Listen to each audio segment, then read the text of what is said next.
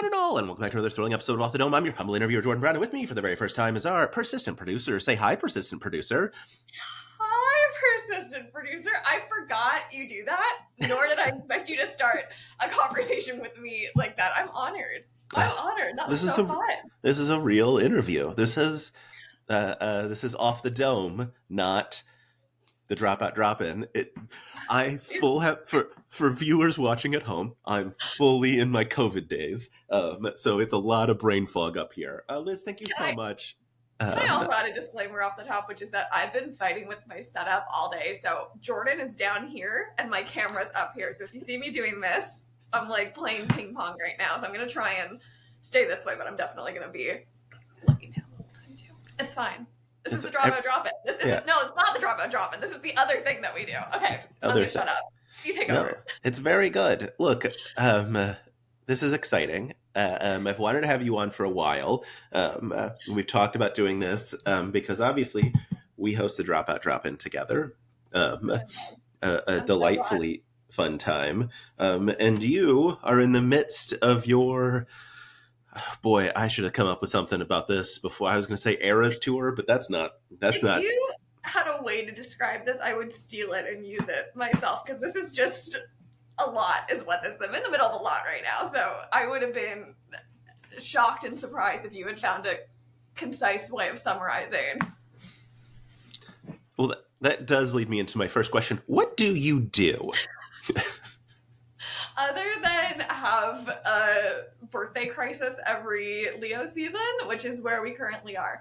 No, it's a great question, because I kind of do something that the internet knows about, and then I do things that the internet does not know about. So my bio everywhere is that like I live the Hannah Montana double life, because I have this red carpet life that everyone here knows me by. They know the producer Liz side of things, but then there's another side of producer Liz that I've hidden away for the past 6-7 years of my career that I'm kind of just beginning to pull out and expose to everyone. So it's a great time to ask that question, because it's a new answer for the first time.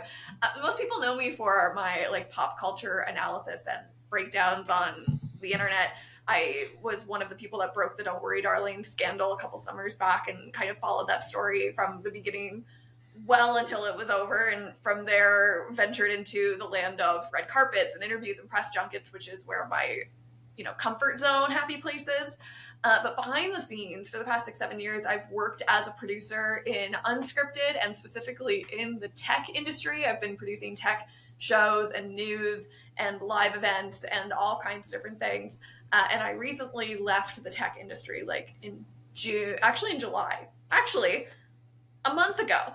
Like July 8th was my last day. We're recording this on August 8th. So I'm 1 month out from that entire era of my life, just because I wanted to jump into doing like content creation and my own production building business, which has been really exciting and really messy and really fun for the last few weeks. And, doing things like the Dropout Drop-in, like it really was so much of the motivation to just like give my own ideas a go, because what we do is so much fun and has really connected with people. And to me, that's like the lowest end of the spectrum of what we can do with a property like that. Like we really just jump on a call every week and like chat and then hang up and post it, and like thousands of people tune in and are like, this is really fun and great. And I'm like, wow, if this is what we can do with like the amount of time we currently put into it, imagine if I actually had a brain in a studio with the right gear that we could build and produce from. So that's where I find myself now. We're going to be building some stuff. We're going to be launching some stuff. We're going to be doing the most exciting projects I've ever put my little producer brain on. And that's what I think is happening. There's also like posters fall down behind me every time I record, and like my camera's been buzzing and my audio's been buzzing all day. So I also am my own like technical producer and try to keep the lights on, literally, keep the microphones going, literally, and try to actually create like quality products. And I have a lot of experience running teams, remote teams, to like ship quality podcasts and things like that. So that's also where all this comes from. Yeah, I mean, I know you're building a new studio, or have built. I don't know where things are. You're looking at it. This is kind of where we're at. It's not even 50% of the way there, but it's been a lot of like, this is a room where I live, and it's the only room where you can block most of the natural light. So we wanted to flip this into a studio I could record everything from. And so far we're like half the furniture has arrived and half of the tech has arrived, and we've got a lot of soundproofing to do, and just to get this place actually up and running as like a remote podcasting studio. This is the first day I've actually had the chair to sit in what I thought I was going to frame the shot as, and we've learned a lot with day one of having the chair in the right spot. So this is stage one of getting a set up and running. Hopefully someday it'll be done, and then we can have a whole, wow, look at the Dropout Drop-in being hosted from a real place you can host things from. But today is not that day. Yeah. I mean, look, we're close. I still have like things that I have to hang that are just sitting on the floor. Love that. So we should do like a body doubling call where we just get on Riverside together and hang up all the shit that's on the floor around us. That can be an episode of the Dropout Drop-in, just complete silence and us hanging up picture frames. I think that'd be really good content. Really good content. I will say, like, you've done interviews with Vic and Katie recently, and those videos have done crazy great numbers on your YouTube channel. Like in the 50s, I think, right? Of like I mean, like blowing my stuff out of the water over here. And I think one of the things that's really helpful is you spend actual time with your interviews and like put in clips and like do work on it, whereas I'm like upload the end. There isn't a question. I don't. Congratulations. Thank you. I'm really proud of those interviews. So having a background in PR is really helpful when it comes to now doing more work on the side of journalism. Like if people don't know, there's a PR code of ethics the same way that like journalists have the code of ethics that they have to work and operate by. So the way that I was trained in PR is very much like the other side of the equation to the code of ethics that journalists get trained and work through, which means that like the first 5 years of my career when I worked in communications and PR positions, there was one summer where I published over 50 features, like of just one-on-one interviews for the place that I was at. Like it was multiple times a week. Like we were just like cranking out these profiles left, right, and center. So interviewing people and like getting really good at doing research and like finding the story with literally no time to figure it out has become like really like part of how my brain is just wired and like how I approach most projects now. It's like there's a very small window where I can get a lot of thinking done to like get something like meaningful built. So then when it came to like the opportunity to interview Vic, it's like, well, not only do I have that skill set, but then also I've watched so much of what Vic's done. Even like Katie, I've been watching Katie since the College Humor days when like the core cast was doing their sketches and like that whole thing for the past like 8 years or so. So when you have that and you have the skill set and you put it together, it's like there's so much that I could ask, and like there's questions that, like for both of them I wish I like hadn't left on the cutting room floor because there's just so much to work with, but you gotta kind of find something finite. I also really like the challenge of giving, like when I requested both of those pieces, I was like, I only want 30 minutes with them. I don't want an hour, because if I have an hour I'm gonna go down a rabbit hole, but like let's keep it tight and like lock it in and really get from point A to point B and then like send them out. And both of those interviews I wrapped early. They were both like, oh really, like you're done? I'm like, yep, that's all I want, thank you so much, like get out of here, like we're good. Which is like a funny way to approach that as well, because I think they're used to like, you know, like people are like, oh man, like they're kicking me out of the room, like the publicist is saying it's time to go, and I'm like, no, I'm done, thank you so much, that's all I needed from you, goodbye. Yeah. Meanwhile, over here, I'm like, do you have a heart out at the hour, or how long can we hang out and chat for? But I love it. I love, and I think I've said this to you before, so now I'm just going to say it publicly in front of your Patreon. Like, I think that your approach is so fun, and the way that you are able to like level out and like kind of get rid of any kind of weird barrier between like journalist and like talent, and get people to kind of come onto a more, I don't know, like a more like humorous and relaxed and like not wound tight kind of level. I think that's really special. And like, I find it very hard to do that. Maybe because I am so like, I think in those like ethic kind of guidelines and training. So I think very much about like, this is who I am, this is who they are, blah, blah, blah, blah, blah. So I find it really hard to get like candid and warm and relaxed with people. And just from the onset, you're able to get there. So there's a lot of what you do that I'm like, I take notes. I take notes when a Jordan Brown interview drops. I'm like, what Jordan do this time? I'm gonna learn from this. Well, that's because my code of ethics is, how can I make these people my actual friends? And that's number one goal for me. Yeah. It's been good so far. Yeah. Drinking water. Yeah, I think it's working. It sounds like it's working. Yeah. Or you go friendship or blood feud. It seems like there's not a ton of in between. Yes. Yeah. Yeah. It's very funny. I posted my Reika interview this week to YouTube, and the name of the interview, the title of the interview is "Starting New Feuds with Reika Shankar," and someone commented, they're like, "Jordan, I can't do this and a Brie." And I was like, "You haven't watched the interview yet." And they're like, "I haven't," because I wasn't starting a new feud. I was encouraging Reika to start feuds with other people. Oh my God. I think Sam, maybe Brennan, there was a bunch of people that I was like, we should like start feuds with these other people. And she was really on board. So I'm obsessed. It's so funny to me. It's fantastic. And honestly, like, I live for the drama. Do it. Let's see how many feuds we can start. Can you give, I know this is your interview, who are your top 3 feuds that you want to start with Dropout stars? Oh, with Dropout stars? I was going to say, I've started a really good one, which is Taylor Moore and Brian Flaherty, Taylor Moore of Fortunate Horse and Brian Flaherty of Many-Sided Media, because in my interview with Brian Flaherty, we, according to Taylor, threatened his life. And so that one's going really well. Great.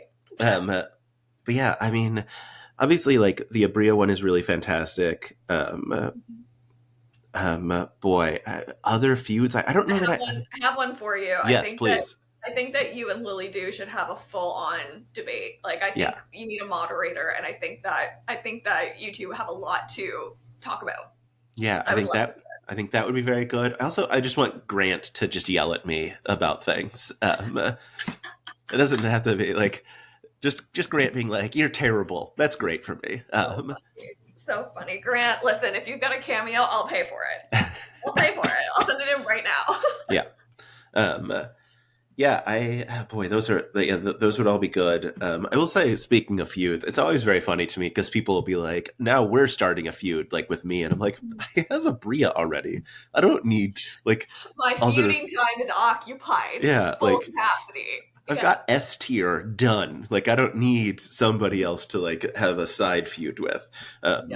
Which we did. We got to celebrate our feud very briefly in person this weekend at Gen Con. Yes. Very important to celebrate your feuds. Yes.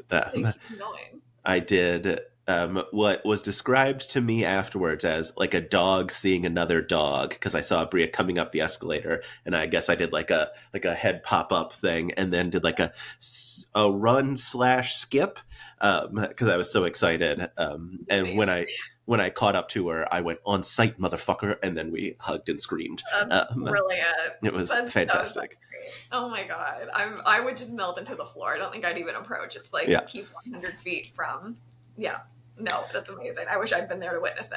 If you were able to witness Jordan and Abria, I think you should get like a special pin on Jordan's Patreon or something. Can you do that? Give people like special rankings on your Patreon. You should open a tier. I don't. I have no idea if I can do that or not. We'll work on it. Yeah. How did you find out about Dropout? It's a great question. How did I find out about Dropout? Oh, this is, you know who's gonna love this? So there's one person that absolutely lives for being told they were right, and that's Marissa Longo, Missa Bobissa on the internet. Marissa and I had a podcast called We'll Throw the After Party that we've done since 2020, maybe 2021. It was born out of the pandemic. We were missing having like community to watch TV with, and this is right around the time that Marvel was releasing all of their TV shows like back to back to back, and Marvel TikTok was really blowing up. So Marissa, myself, Alexis Blake on the internet, and then Sly Clone MC, who's also on the Point in Progress podcast. We did the show together every single week. We've taken a bit of a hiatus just because we all have like so much going on right now. But we, for years, every single week, we did this show talking about like, what are you watching? And the first segment was always like, what are you watching and what are you reading and like, what are you loving right now in the world of media? Marissa always talked about the show called Game Changer and Dropout, and was like, Liz, you need to watch the show. And I was like, hi, yeah, you tell me that like every week. And kind of just like blew it off. And then, Make Some Noise started going viral, and Game Changer started really going viral on TikTok. And I was like, I was sending the clips to Marissa, like, oh, this is what you told me I should watch. Marissa's like, yeah, like, can you please figure it out? So I like ignored it for a long time, just was like enjoying the clips.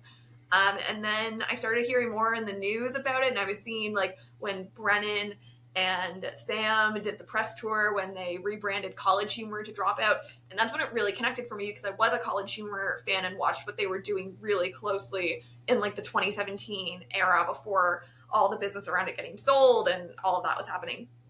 And that's when I was like, oh, this is what they're doing. They were so ahead of the curve with the College Humor like core team that wrote all those sketches, and now they're saying that this is like the opportunity.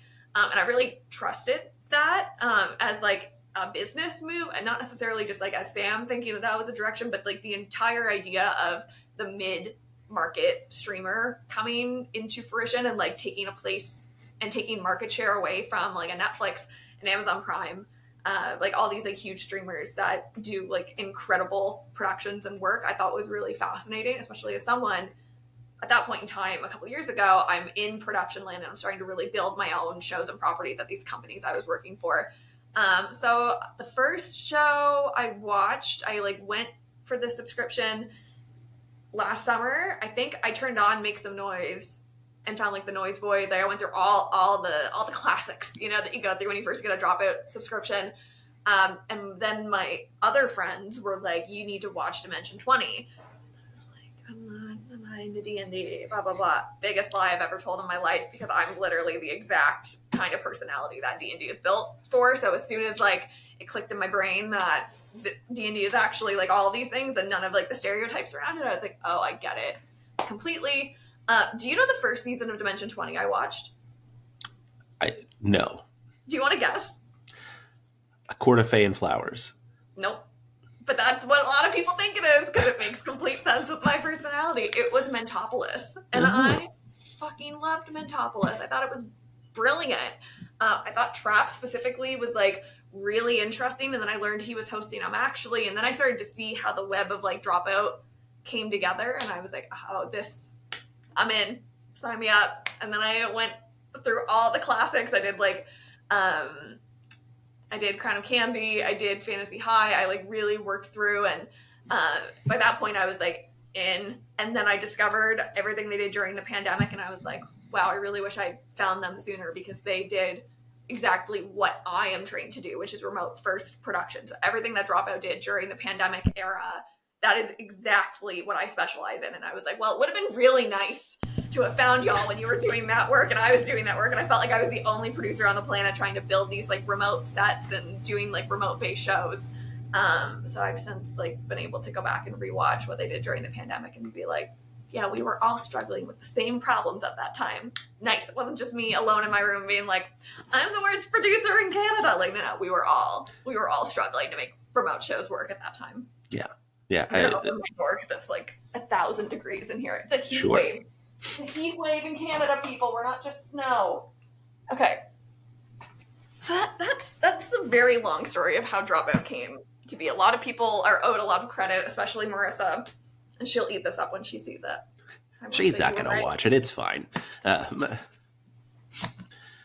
I? That's true. It was like we got connected because you made a fantastic video about Dropout and how like people should be talking about Dropout more. And you made the most iconic stitch of all time.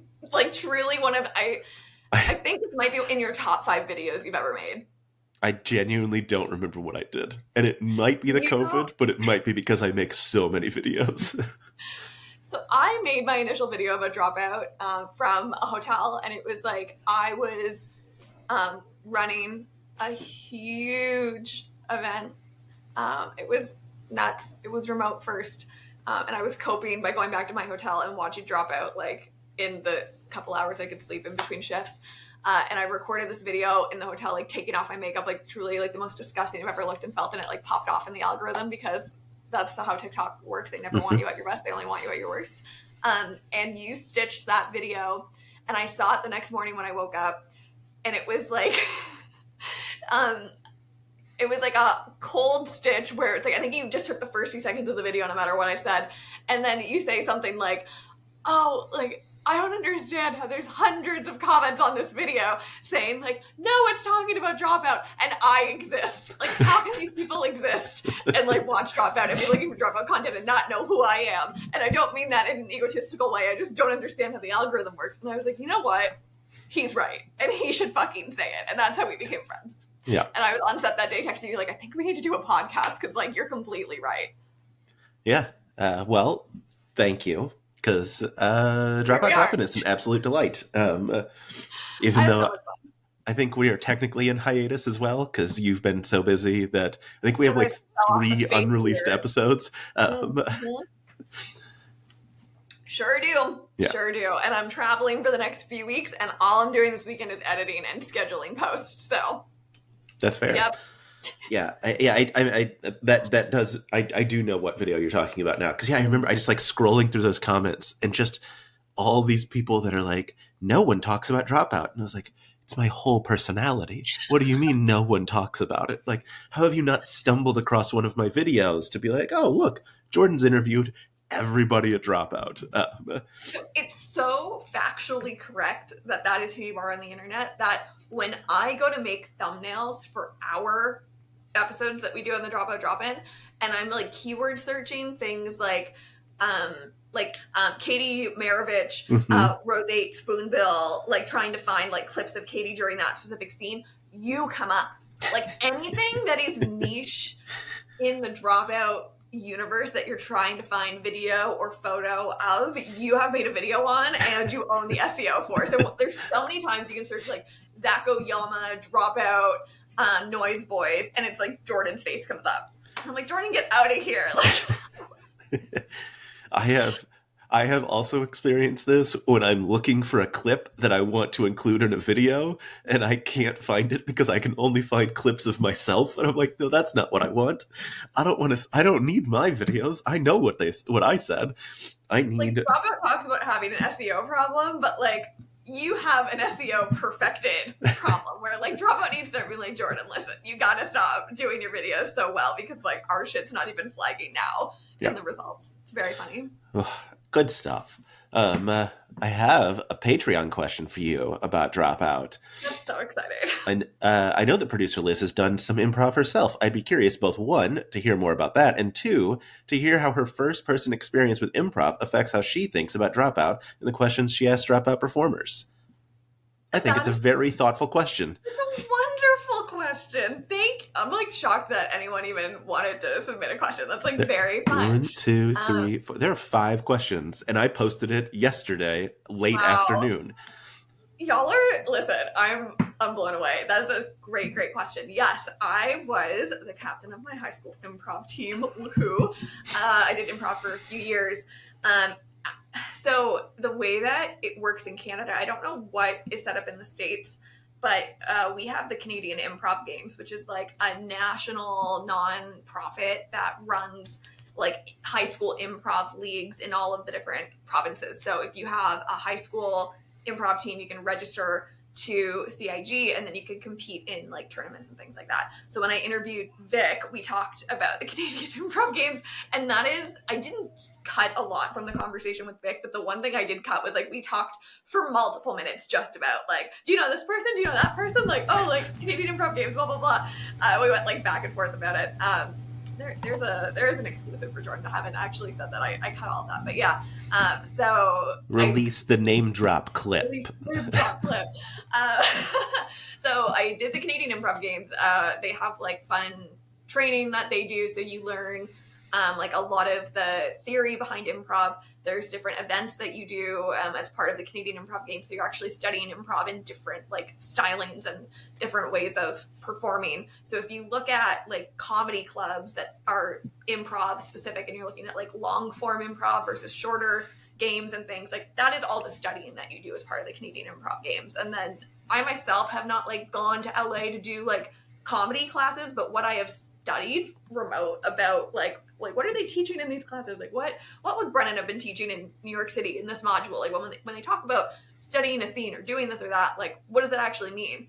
I would like go and read those class descriptions or like read the different reviews of them and be like, oh no, we did that as part of the Canadian Improv Games. So that's kind of where my experience comes in. Like I understand a lot of the theory of improv, the comedy of improv. When I was in my PR degree specifically, that is what I like, everyone's their own worst critic. Like I really miss how funny I was when I was studying improv. So like now I'm trying to go back and like get back into the roots of like that theory and like that comedy training, because I really loved that side of my personality that I lost to like the professional industry that I joined, where it's very like you're one way and like that's the only way you can be. The way that impacts the way I watch Dropout is also combined with how I know production works. So I'm watching from both like how is talent, like when I'm watching Make Some Noise, this is like the most obvious one, or Game Changer, it's all improv, right? Like you're just being fed and like your job is to react.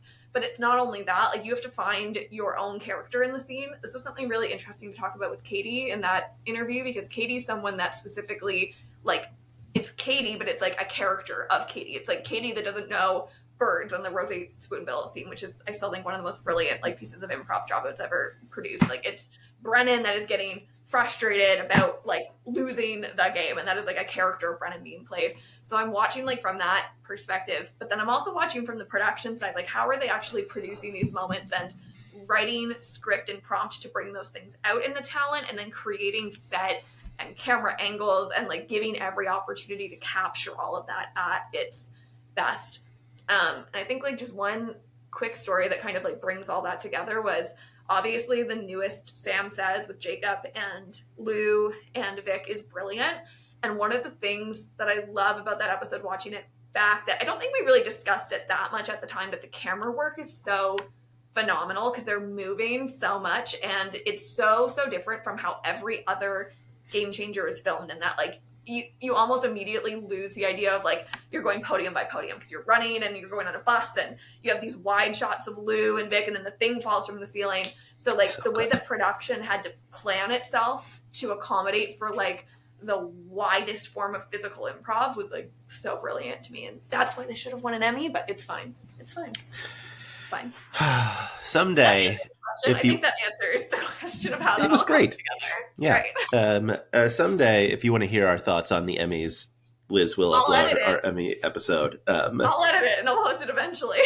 I don't know if you saw, Sam posted recently, he's doing like his own behind the scenes little things about the dummy dropping, and about how like they edited down, because it took like a full minute to recover. And he's like, we edited it down so that like they were all talking basically on top of each other, but like that is over the course of like a full minute. And that's just such, again, like brilliant production work, brilliant editing to like keep that scene moving in such an intense and brilliant way. My undergrad degree is in film.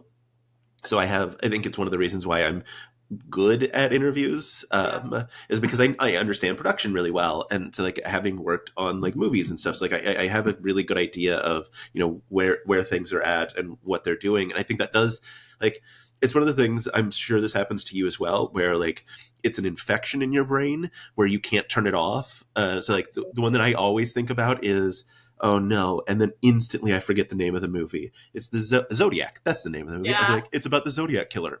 It's Zodiac. There's like an opening shot that's like 10-minute one camera shot in the car as it moves down the street, and they're like fireworks going off between houses, and I'm sitting in the movie theater being like, the timing that they had to do to like get all of this to line up perfectly and to have this all in one take is so incredible. And I'm like, you are fully missing the movie because you're only appreciating the production. But it's a poison that I can't get rid of. No, I that is exactly it. And that's part of the reason why like I usually have to watch Game Changer twice.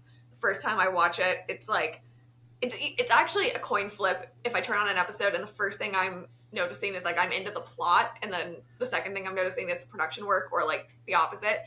The bingo episode, I could not to this day really tell you what the plot was or even like remember who won, because I was just so invested in how they produced and had like the producer and then like the fake producer and the cameras. Like it was, And then I remember the first time I watched the bingo episode, I was just so much wanting a floor plan of the studio so I could follow along like exactly where people were. Like to this day, the one thing I want is not that I would ever release it on the internet, but I just want to know like how far were those rooms and how did they soundproof it and like what were the arrival times so people wouldn't see each other. Like logistically, it's a dream to watch those masterful episodes because they're bananas. They're absolutely bananas to make. And I've made shit that crazy and I know how hard it is. So it's like to see 9 or 10 episodes in a row of shit that's that crazy is like the stamina it takes to work on a show like that. It's unbelievable. Unbelievable what they do. Yeah, truly.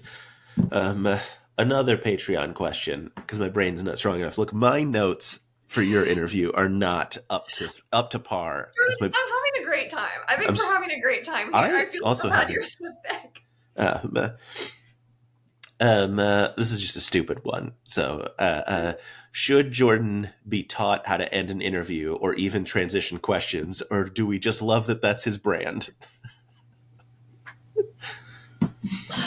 Oh my lord! I think you were just read to filth by your own Patreon subscriber. Yeah.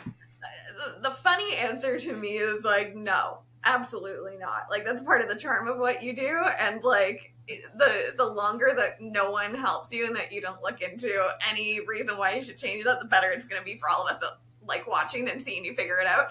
I do think it's part of the charm of the Jordan interview is that like you're so enthralled with conversation that like any structure of it kind of like, you know, that's what people call out. So no, I don't think you should. I think that like if I was to give a more serious answer about it, like who cares? Who cares? Not the person being interviewed. Like the questions are so good and you write questions that are so funny that like if the segue is any kind of way that anyone notices, like, well, that's what post is for. So if anything, I'm like, Jordan, start editing your stuff more and then no one's even going to call that out. You know how much editing I do to give myself some grace when times feel rougher? It's great. Oh man. You know how many interviews I don't have an ending for and I just cut to an end like because I'm like, oh, that's going to be the end.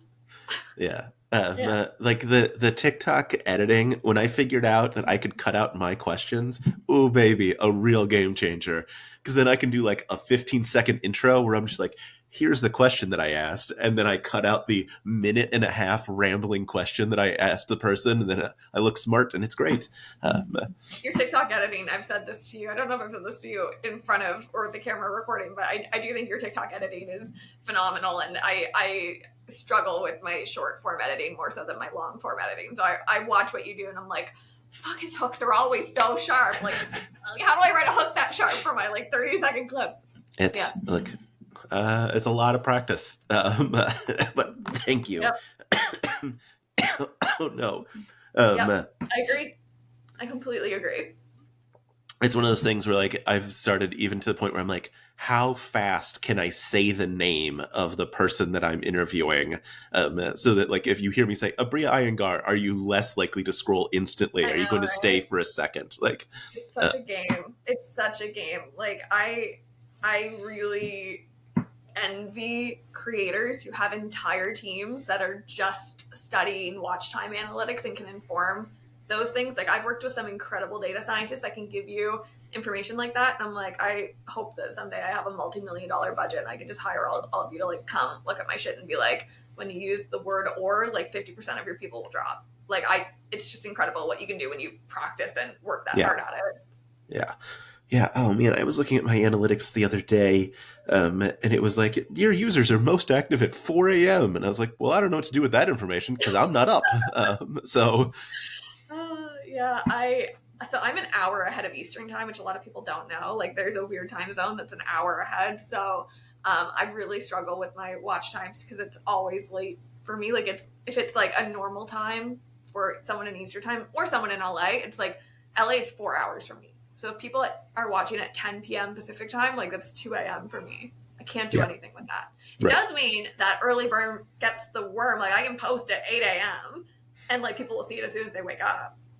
None of my people are waking up early, so it's very helpful. Yeah.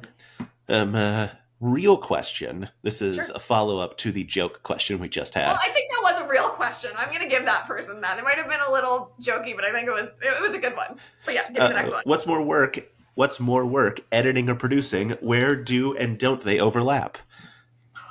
great question. For me, editing. Woof, if you haven't guessed it by now, I find editing absolutely grueling. That's why they're different jobs. Just to say that part, like there's a reason why editors are editors and producers are producers, and there's a reason why I pay my editors, and I hope that they think that I pay them well when I am able to get people hired on. Like the first kind of role that I bring to a set as an editor. I have an incredible amount of friends and people that I've met in the industry that are willing to come and edit for me, and people that just really empathize with how much I struggle with it because it is such a meticulous process. I think it's all about your skill set though, and like both of them pull on the same kind of creativity. I think like something that Vix has said a lot in their interviews, but specifically in conversations with you, is how great Tamar was at producing very important people. And part of the reason for that is that Tamar was, and I think Vix actually said the words, like Tamar was editing in real time.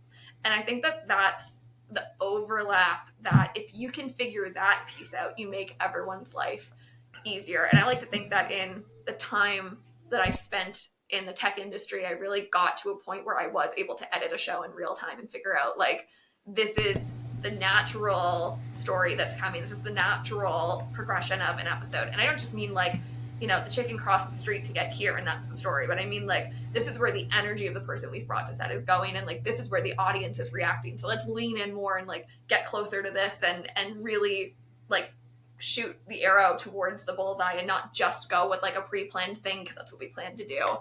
And seeing people like Tamar and hearing the stories from the set of very important people about how like they were able to live edit stories so that by the time it goes to post-production to those editors, they can see like, oh, this is where they ended up. We have the script, we have all the documentation that was given to us about what the episode's supposed to be. We have the notes from set and the notes from the producer on like, it's this beat and this beat and this beat. And now we have these files and we're going to put it all together. Like, you can make an editor's job so much easier if you have that clear as day. So my strength is definitely doing that on set and doing that in real time versus doing it in post. But like, they work hand in hand. Like one of my most, I work in a very chaotic way, as like anyone who's ever met me knows. But when I was in LA shooting the Canadian Emmys red carpet, where we had all the Canadians nominated, they walked the carpet for Canadian press. We got an interview with Emily Hampshire, who you might know from Schitt's Creek, who plays Stevie. And Emily was on the list of people that might show up. So I was ready for Emily, but Emily brought Bobby from Queer Eye as her +1, which was not expected or on the list. Like, we did not know Bobby was coming. I didn't know Bobby was coming for sure. So Emily's walking, and I was positioned towards the end of the carpet, which is my favorite place to be, because then I can see everyone coming down the line and I can eavesdrop on questions being asked. So by the time someone gets to me, I can try and find like, what's the angle that you haven't been asked about, or like, is there something different I can do based on like the other conversations you've had? And no one had tried to pull Bobby into an interview yet. So by the time Emily came to me, I was like, oh my God, did you bring a +1? Like, do I see Bobby? And Bobby came in and we had this like incredible improv conversation. Like I scrapped any notes I kind of had, and we just had a blast for like 2 minutes, and the clip did really well. But it did really well because I sent a voice note to my editor, who was back in Montreal, like 3 nanoseconds after they left. And like, this voice message is like the sounds of the party and the red carpet. Like, it's so loud. There's so much going on. And I'm like, and then 20 seconds and Bobby left, and then 21 seconds and Emily said this and that. And like, my editor was able to use that to like get the clip exactly how we wanted it. And then we posted it the next morning, and it went like 50,000 views in a day. Nice. Yeah. So that's just like a moment where it was like, we improv'd, we edited in real time based on like what was happening. We produced it in real time. We were able to say to the editor, like, this is what actually happened. Can you cut it like this? And we had it immediately, and it did well. Yeah. And shout out to the Dropout editors, because there's so few of them. And there's like one sound mixer that does everything. Like, I can't wait to talk to the sound mixer. I owe him a conversation, because I'm like, how the hell do you do what you do? It sounds so hard. It's mind-blowing to me. But yeah, that's so cool. Yeah, it made me talking about like on the red carpet. I don't know why this made me think of it, because who knows? But there is this truly incredible, it's episode, I believe, 400 of My Brother and Me, where they are on the blue carpet because it's um, Jimmy Buffett's musical or something, and Justin McElroy. They have like their book of like, here's who they expect to show up, and every single handsome white man that Justin McElroy saw he thought was Matt Doyle, and so it's just him over and over going, is that Matt Doyle, to like his brothers as they like just nervously panic about having to interview people. Truly incredible, and I don't envy that because it would make me lose my mind if I was like on a red carpet and be like, oh no, I have to be prepped for so many people and I have to recognize them. You know what my number one tip is? The most underrated thing you can do for red carpet prep, if anyone ever finds themselves working a red carpet, Google the heights of the people on your list. Because that's the thing that will make you doubt yourself before anything else. If someone shows up and they're way taller or they're way shorter than you thought they were, and then you're like, wait, is that really that person? I thought they were going to be different. But if you Google someone and you find out they're 5'1", and you get that shock out before you're on the carpet, you're going to see that person and be like, that is that person. I figured it out. That's very helpful. Similarly, if they show up and they're like 6 feet tall and you think they're quite short, and you're like, oh shit, hello. Britannic, they are both so tall. I don't know how tall they are, but I interviewed them and I like the clip, I'm literally looking up at them. They're both so tall and so nice and lovely. But I just remember meeting them and I was like, you guys are like so much taller than for whatever reason I thought you were. Is everyone you work with that tall? And like Grant O'Brien's so tall and looks so much taller than Nick, and I know how tall Nick is. So I'm like, how tall is Grant O'Brien? Like that's unbelievable. It's a mystery. No one knows. I must interview Grant and see how far I have to crane my neck to look at him. Yeah. That's very funny. Yeah, I like I said, I was at Gen Con this week, and so I met a bunch of people that had never seen me outside of this square. You're tall. I'm 6 feet tall. Yeah. These are important things to know. If I ever meet you, I'm going to be looking up at you. You're tall. Yeah. People were surprised. They're like, "Oh," and I'm like, "Yeah, hello." It's yeah." But yeah, there's no end to that sentence. Yeah, I'm tall. You're tall. I think that's a conversation in and of itself. The day that, I have a question for you. You met Rowan as well at Gen Con. So I've heard through the grapevine. So now the Dropout Drop-in, Marissa and I obviously have seen each other a bunch. You and Rowan have met each other. We have a distinct gap happening in the Dropout Drop-in panel. That's true. Yes. When are we going to meet? What the hell? Are you coming to Madison Square Garden? That's a thing, right? Oh, yeah. I guess I am, aren't I? So I'll see you at, there we go. January in New York. Done. The best time of year to meet people outside. It'll be exactly. Great. Yeah. It's so funny. I met Caitlin Terrell from Screen Rant as well, and we were hanging out, and she was like, I'll see you in New York. And I was like, for what? And she was like, Madison Square Garden. I was like, oh, yeah, that's happening. I bought a ticket to that. But just like, yeah, the brain just like, by the end of the weekend, I was so tired. And now it's worse somehow. Listen, I ran the biggest event of my career and got COVID from it just at the end of June, which you bore witness to as part of the Dropout Drop-in. It was a fucking disaster. Like it's horrible coming off an event that is that exhausting, and then adding COVID exhaustion to it. It's a trip. Yeah. I'm glad you didn't ask me how tall Rowan is, because I don't know. It doesn't matter that we've met. I don't know how tall anyone is. I don't. I have aphantasia, so I can't picture things in my head. So I don't Rowan's tall. Probably. Yeah. Rowan, how tall are you? Comment below. Yeah. But that's the thing. It's just it's gone immediately. I remember I was surprised Vic was as tall as they are, because Sam Says 3 had not aired yet, so I had not seen Vic towering over Sam. But yeah, sorry, go ahead. And absolutely nothing. I was to say Abria's tall, but I knew that going into it. So. Abria looked tall in the photo, even though you both were kind of leaning into each other a little bit. Yeah. I think you were. I believe Abria is 6'1", so. Oh, amazing. Yeah. I saw my one story of when I was in LA and had 5 minutes to myself. I ran to see ASCAT, and Lou was performing that night, and so was Rega. But we were sitting on stage, and Lou was standing literally less than an elbow's length away from my partner, who was sitting beside me. And I fully didn't watch a scene, not because I was staring at Lou, but because I was like, Lou is so tall. like I don't know how tall he is. I haven't googled it, but I was like, wow, like people are tall in real life. Like I was a little bit shocked by the whole. Yeah. I was like, you're tall. And then you watch Sam Says and Vic and Jacob and Lou. They're all tall. They're all Yeah. so tall. Crazy. Yeah.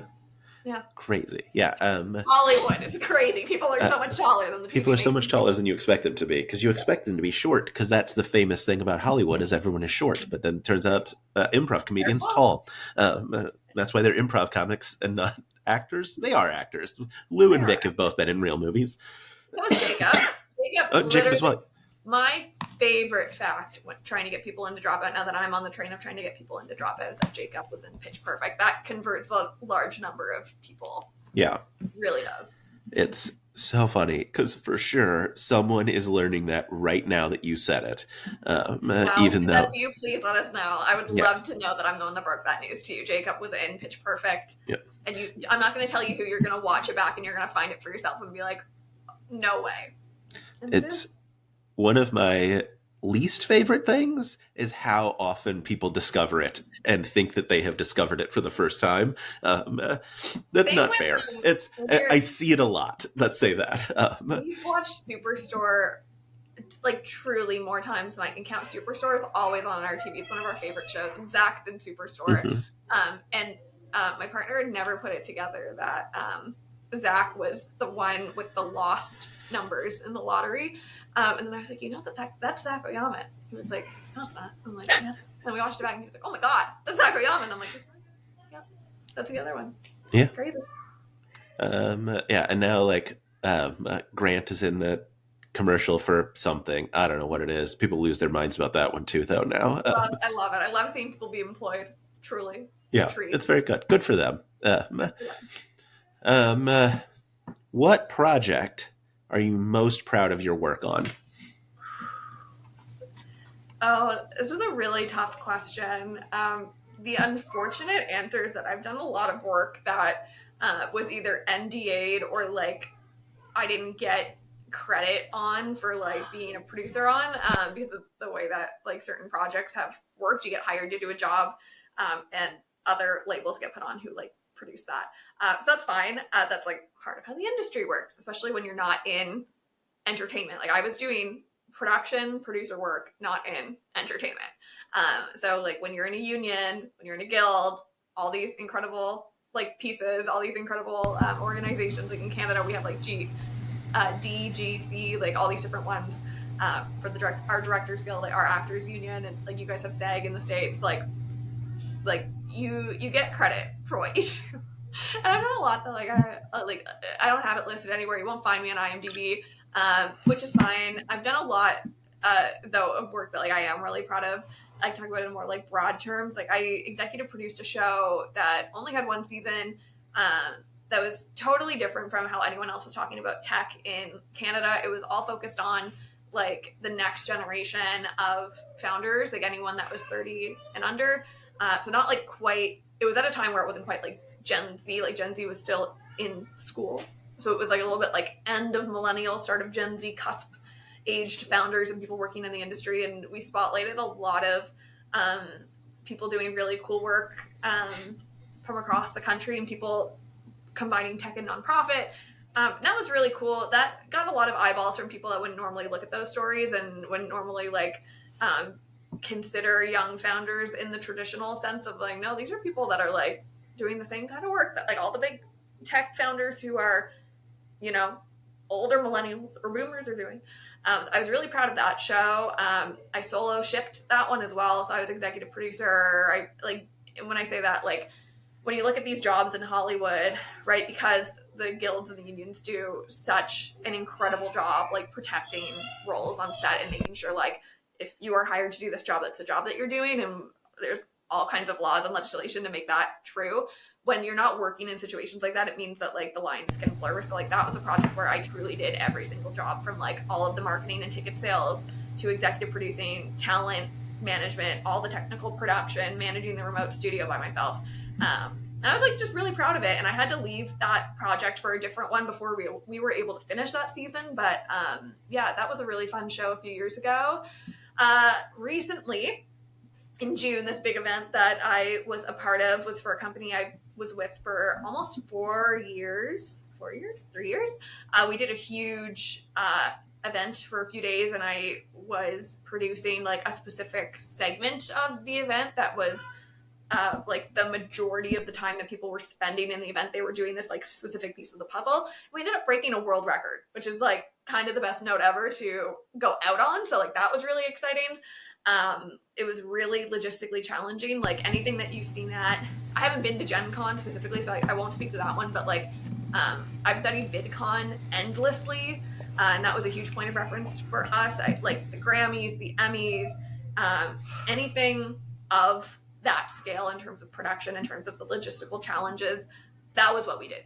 It was I feel confident that I could walk into VidCon and like run the shit based on what we did at this thing. Like it was so logistically challenging, and producing it not just from like an event logistics perspective, but from like the talent and main stage and programming and content perspective, and managing all the teams, running everything. Like it was a lot, but it was really made me realize how good I am at what I do. So it was good to get to have it as like a proof point for myself more than anything else that like, no, you can do hard things. But in terms of things like people can go and watch, I was a producer at TechTO for a long time. So there's some shows from a few years ago that I produced, but there's not a lot that's like public facing that people can find. But you know, it's an interesting way to learn, like for people that might want to be in these jobs and not know how to get there. Like I learned fast and hard working in the tech industry, doing this for 6 years. Like I got my hands on every single thing that happens on the set by doing it in an industry that needs Hollywood level talent to work in a tech corporation kind of way. Which means that like I can now come back to the entertainment industry and like do work differently because I've had so much exposure that I can't get working on traditional Hollywood sets, which is kind of cool. So I know it's probably not. I don't know if people want like a list of things I can go watch. I like one of the things I'm really excited about with this new venture is being able to create channels, specifically YouTube channels, and create podcasts and shows that like you can go watch to see like what we can do. So yeah, it'll be fun to actually build something that I can be like, you can go watch this thing, and like that's actually what we do. Yeah, we'll get there. Yeah, you'll get there. We'll get there. How